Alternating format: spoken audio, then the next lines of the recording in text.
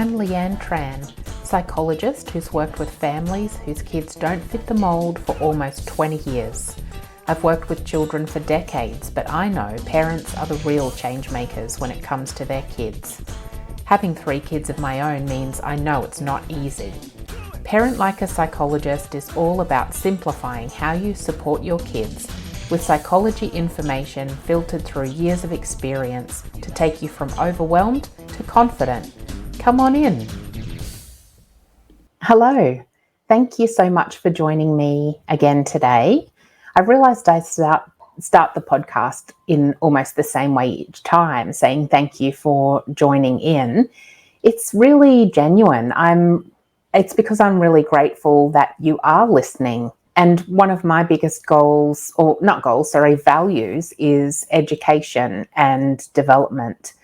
I love learning. I love being able to understand how to do things better or more things, particularly in my parenting and in my work with children. So I'm really grateful to think that there are people on the other end of this stream listening in.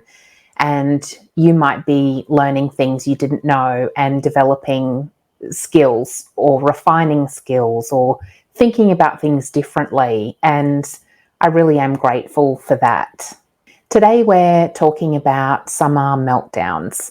I'm imagining in my mind this scene we've probably all experienced where we buy our kids an ice cream and before everyone's happy, it's good. And then before long, it's all melted. There's mess everywhere. It's chaos. And I think in a way I see sometimes our kids melt down in that same way.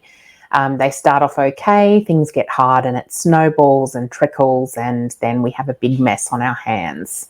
It doesn't just happen in summer, I know, but summer holidays involves lots of time spent together, out of routine, different activities. And so eventually that familiarity will start to, close quarters, people end up grating on each other, let's put it that way. And so I wanted to cover how to manage behaviour today, manage challenging behaviour. But there is a caveat on that, and that is that most things I'll be talking about is about preventing challenging behaviour rather than dealing with it when it comes up, because prevention is much better than emergency management on the other side of things. Having said that, I will talk about what you can do when things go pear-shaped, but it's going to be on the lines of more guiding principles rather than specific advice. So to start out with these challenging behaviours, I think one of the most important things is to be able to understand it. Understanding what is going on for your kids in that time is really important. I've mentioned it before, but we can't overestimate the importance of understanding why your child is having trouble. Understanding why will give you the key of knowing what to address. So often we talk about in psychology, it's the classic example of the iceberg. What you see on the surface is one thing, but what you need to understand is what's going on underneath the surface. I like in Raising Good Kids, I think, is the program by the Australian Childhood Foundation. They talk about an anthill instead, which is much more applicable in Australia. And so thinking about the part you see on the surface, but then there's all of this activity going on underneath. And so the way I think about it is the behaviour is what you can see, and what's going on underneath lets you know why the behaviour is happening. And that's the thing to try to intervene with rather than the behaviour itself.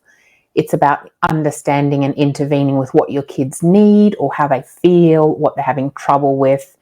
That's all the bit that we don't see. That's underneath.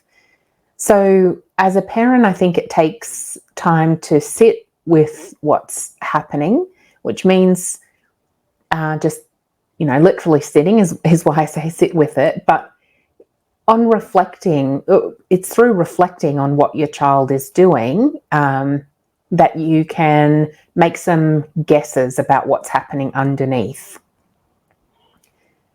We call that hypothesis in psychology, because we don't know for sure. We have to kind of check it out. And so asking your children or reflecting to them what you notice about their feelings and maybe what you think is happening and checking in if that's correct is a great way to go if your kids have that capacity. If they don't have that capacity, maybe they are nonverbal or quite young, then you can have some guesses still about what's happening, and see if you can intervene to support some of those things, and maybe the behaviours will change. An example of that might be that you're guessing your child is really frustrated about something, and helping them by solving that problem could lead to reduction in how many behaviours exist around it. By understanding what's happening, it also gives you the ability to be proactive in the situation as well. So you can be proactive by meeting your child's underlying needs. So, for example, sensory needs, communication needs is another big one, because behaviour often is a form of communication. So that might be using visual supports if your child needs that visual communication. So meeting all of those underlying needs will help. The other thing that helps is having boundaries and structure as well. All kids need boundaries, and that's putting in limits of what is acceptable and unacceptable, or how you run things as a family.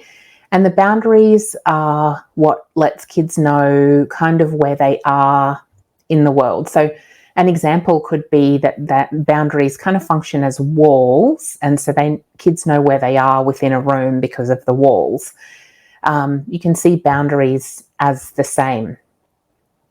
And most kids, in fact, all kids, like structure and routine as well, because routine is a form of communication. So if kids are doing the same thing each day, they understand what's happening for the day.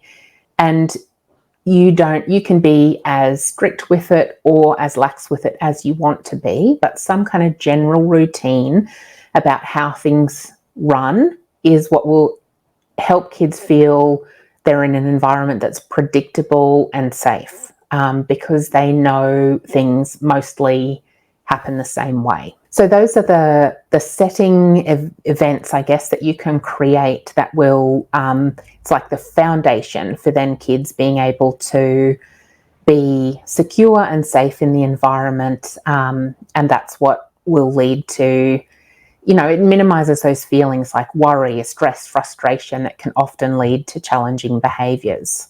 Once you've got the foundations right, looking at encouraging positive behaviour is a great thing to do. So how you can encourage positive behaviour, again, is through consistency. And so that's, for example, if you implement some boundaries, you've got to stick to them. If you don't stick to them, kids aren't sure they're real or not, so they'll keep coming up and poking and pressing and prodding the boundary to find out exactly where it is. But if you are really consistent, they know where it is, they can leave it there and go and do something else. To have that consistency is important, but you need to base it also on clear expectations. And clear expectations are really about kids knowing what's okay and what's not okay. And it's also about knowing how they're expected to deal with problems, communicate with others, how they can ask for help. For kids, having clear expectations means they know what to do, and how to interact with their family and their world. Then the third layer of that is reinforcement of those things. So if your kids are doing things that you think are great, then reinforce that. Pay attention to it, notice it, comment on it, and praise your child for those things. So, for example, it might be if they ask for help. That for me and my family is a big, a great behaviour, I think. Or telling me how they feel. That's something that then I will reinforce all the time. I also reinforce things like self-regulation or emotional regulation. So if one of my kids has, got really frustrated, maybe thrown something and stormed off, they take some time for themselves and they come back and they say, sometimes they say sorry about that. Sometimes they just come back and be close to me. And I might say, this is what reinforcement is. I guess it doesn't always have to be a tangible reward, but it can be something like, I noticed how hard that was for you. You were having really big feelings and you have calmed yourself down. That's amazing. Now that I say that out loud, it makes me think it's worth mentioning that kids don't always do it on their own, and mine don't. And sometimes they need time with you. Sometimes they just need to hug it out while they cry, and then you help them through it. I don't think you can expect kids to go off and do it on their own, but all kids are different, and some kids like to do that because it helps them, like being away from somebody can help them regulate and bring those feelings down. And if they're near to somebody, they just keep getting re-escalated. So however your kids do it, acknowledging it and showing them that you see what they've done and you're proud of that is a really great reinforcement. And so then there are some times when challenges will still come up. I think that's, it's normal. It's totally normal. It's going to happen eventually, and even with adults as well. So there's really 3 key things to think about when you're wanting to manage your child having a challenging behavioral like meltdown.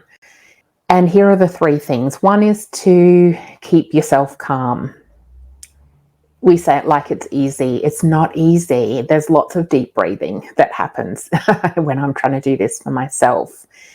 But there's really no way around it. If you can't keep calm, things will escalate. So deep breathing for yourself, take 5 minutes out for yourself if that's what you need to do and it's safe to do so. If not, it might just be thinking about things in your head, trying to be mindful as you sit there with your children, trying to pass the time through this challenge with them.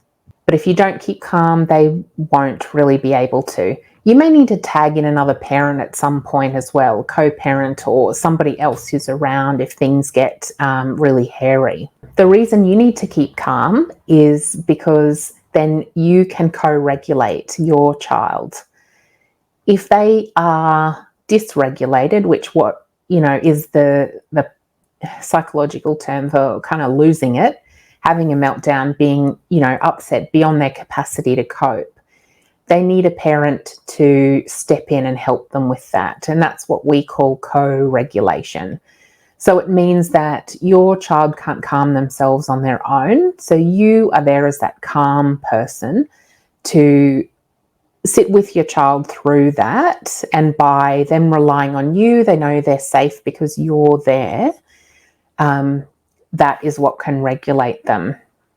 Without doing that, your child doesn't feel safe, so they can't really regulate.